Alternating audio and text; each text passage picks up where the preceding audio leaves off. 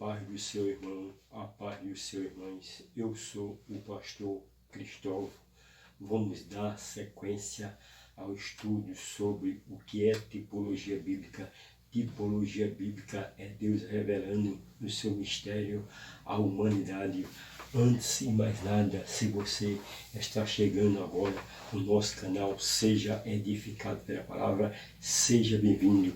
Quero lhe convidar para você se inscrever e acompanhar os outros vídeos que estão no canal. Não esqueça de deixar o seu like, deixe também os seus comentários para que o nosso canal possa crescer, nosso ministério possa crescer mais e mais. Hoje o tema do estudo será o significado da entrada do tabernáculo. O significado da entrada do tabernáculo. O texto que vamos ler vai ser Êxodo capítulo 38 e o versículo de número 18. E depois vamos ler Hebreus capítulo de número 9 e o versículo número 24, onde vamos falar sobre este tema muito importante, o significado da entrada do tabernáculo, que está relacionado a esse assunto sobre tipologia bíblica. Diz assim o versículo de número 18 de Êxodo 38, e a coberta da porta do pátio era de obras de bordado, e de pano azul, e de púrpura, e de carmesim, e de linho fino, tecido, e o comprimento era de 20 côvados, e a altura da largura de 20 côvados é a altura, e na largura, e de 5 côvados de fronte das cortinas do pátio. Hebreus capítulo de número 9 e o versículo 24, assim está escrito: porque Cristo entrou no santuário, porque Cristo não entrou no santuário, feito por mão, figura do verdadeiro, porém do mesmo céu, para agora comparecer por nós perante a face de Deus. Porque Cristo não entrou no santuário, feito por mão, figura do verdadeiro, porém do mesmo céu, agora como parece, para agora comparecer por nós perante a face de Deus. Queridos, olha, Moisés foi convocado por Deus ao Monte Sinai. No cume deste monte, recebeu os 10 mandamentos, as leis cerimoniais civis e o protótipo do tabernáculo. O propósito da construção do tabernáculo era a manutenção da comunhão entre Deus e o homem. Ele se faria presente em um lugar especialmente preparado. Veja, queridos, além disso, Deus estava tipificando perfeitamente diante dos israelitas um quadro profético de seu filho. Olha, o primeiro ponto desse assunto será o tabernáculo era separado da congregação. O átrio do tabernáculo media 25 metros de frente e 50 metros de fundo. Era separado da congregação por um composto de 60 colunas de bronze, sob as quais apoiava as cortinas de linho branco de 2,5 metros de altura. Isso nos fala da preparação, isso fala da separação entre Deus e o pecador, conforme diz Êxodo capítulo 18, versículo 10 ao 15, 19, 31, Isaías 59 e o versículo 9, está escrito assim, a parte A do versículo: mas a vossas iniquidades faz divisão entre vós e o vosso Deus. Olha, queridos, no tabernáculo se dá o encontro do homem com o divino. com a divindade. No tabernáculo se dá o encontro do homem com a divindade, aporta a sua localização.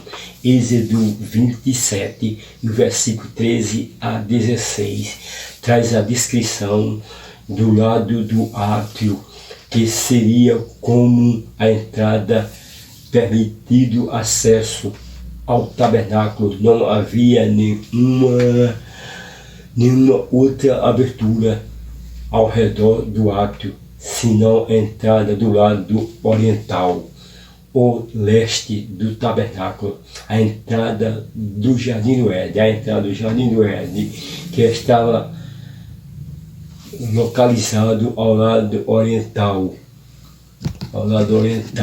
pois foi lá que foram colocados anjos de guarda para não permitir o retorno de Adão e Eva, que havia sido expulso. Veja, queridos, que Adão e Eva, eles foram expulsos do jardim.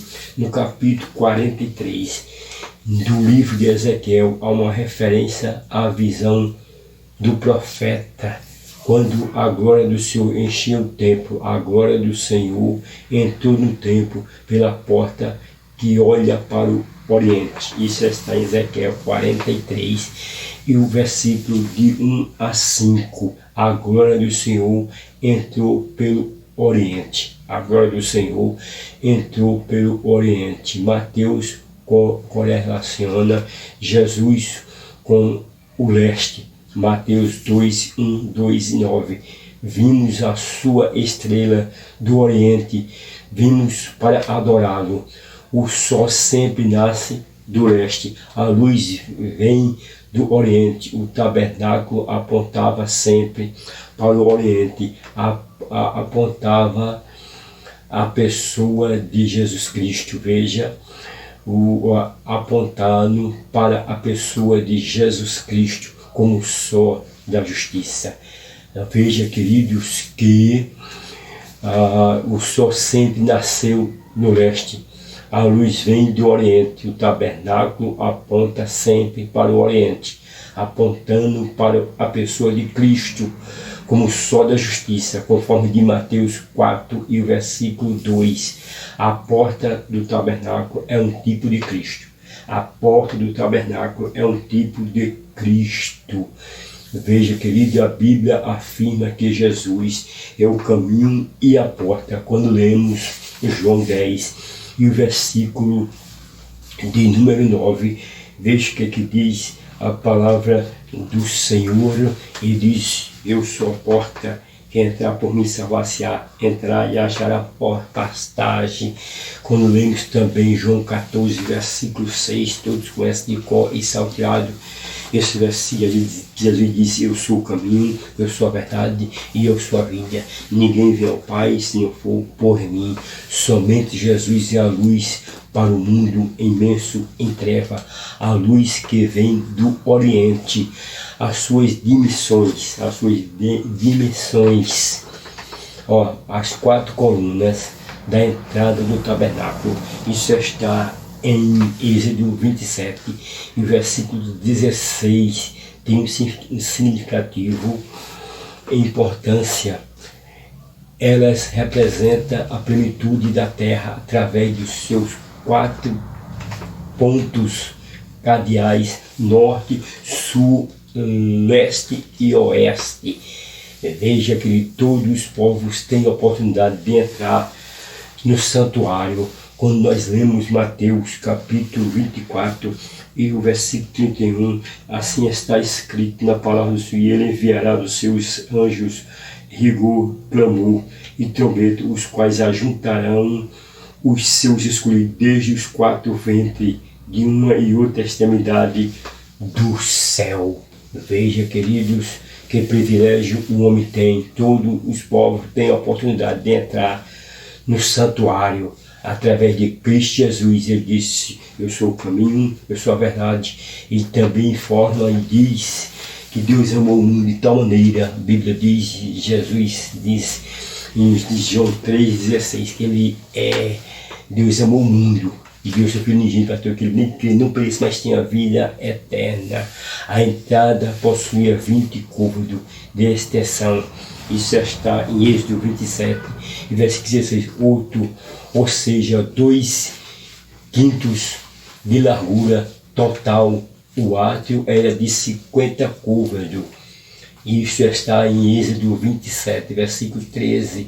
Um côvado é medido, a medida aproximadamente de 45 centímetros. Um côvado é medido aproximadamente de 45 centímetros. Logo a porta teria 9 metros de largura, uma entrada grande suficiente para quem deseja entrar no santuário.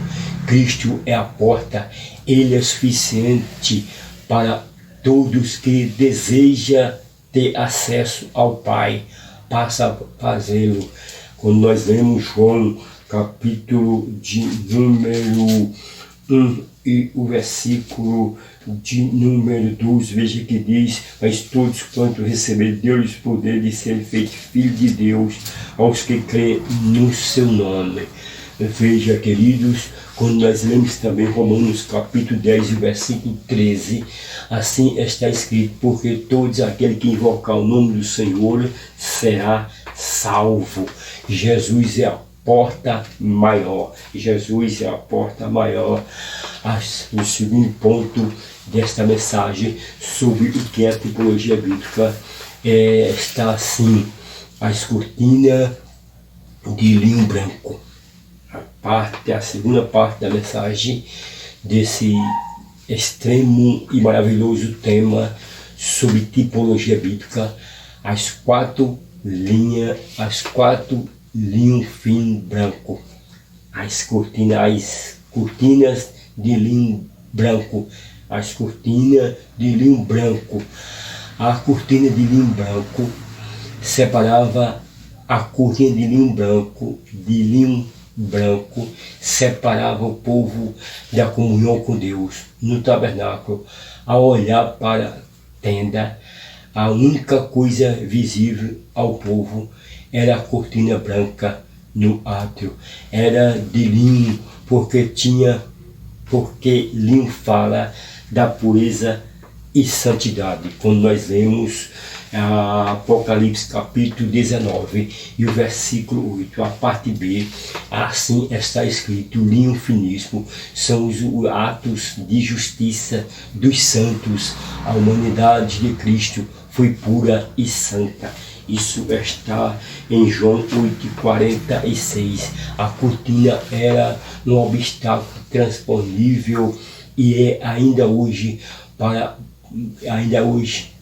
uma barreira espiritual para o homem natural. Obter comunhão com Deus. Um homem só pode chegar a Deus através da humanidade de Cristo, da humanidade perfeita de Cristo, pura, santa. Ele é o Cordeiro imaculado. Vamos agora para o quarto ponto desta mensagem sobre tipologia bíblica: as cores significativas dos 4 véus. Os 4 véus que cobrem os 4 colunas da entrada da tenda possuía 4 cores: azul, púrpura, carmesim e branco. Que lição espiritual pode nos oferecer essas cores, querido? As cores significativas apontam para os 4 evangelhos. Veja que coisa importante. Púrpura, esta cor aponta para o evangelho segundo Mateus, o evangelho do rei. A púrpura está relacionada com a realeza. A realeza fala do Messias como rei cúmplice. Em Zacarias capítulo 9, versículo de número 9, eis aí o teu reino. Em Juiz capítulo 8, versículo 26, vemos que os vestes do rei Benedita era de púrpura. Em Ezequiel capítulo 27, versículo 7 a 16, há uma referência à púrpura como uma das principais riquezas de Tiro. Em Lucas capítulo 16 e o versículo 19, o homem se vestia de púrpura. A púrpura era possuída apenas por reis e ricos, devido ao seu elevadíssimo preço, extraído de um moruco que habitava a ilha de Creta, Fenícia, sendo difícil obtenção, somente os que tinham recursos poderiam possuí-la. Mateus enfatiza o aspecto real do caráter de Jesus, chamando-o filho de Davi e rei de cuja a descendência veio do Messias. Resista a sua generosidade, provando a sua ausência real. Carmesim, esta cor aponta para o Evangelho segundo Marcos. É a cor de sangue que se relaciona com o servo sofredor, como o Messias crucificado. Quando lemos Isaías capítulo 42 e versículo 1, está escrito assim: eis aqui o meu servo, eis aqui o meu servo. Um servo não precisa de generosia, pois isto Marco não trata da ausência do Senhor. Mateus focaliza a realeza de Cristo, nos levando ao Santo dos Santos. Marcos apresenta Jesus como servo sofredor.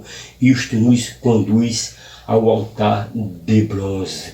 Olha, ao lermos as palavras do semeador em ambos os livros, Mateus 3, 23, Marcos 8, versículo 4 ao dizendo, capítulo 4, versículo 8 e 20, percebemos que a frutificação de Mateus é descrescente, enquanto a de Marcos é crescente. Mateus diz 100, 60, 30 por 1. Marcos registra 30, 60, 100 por 1.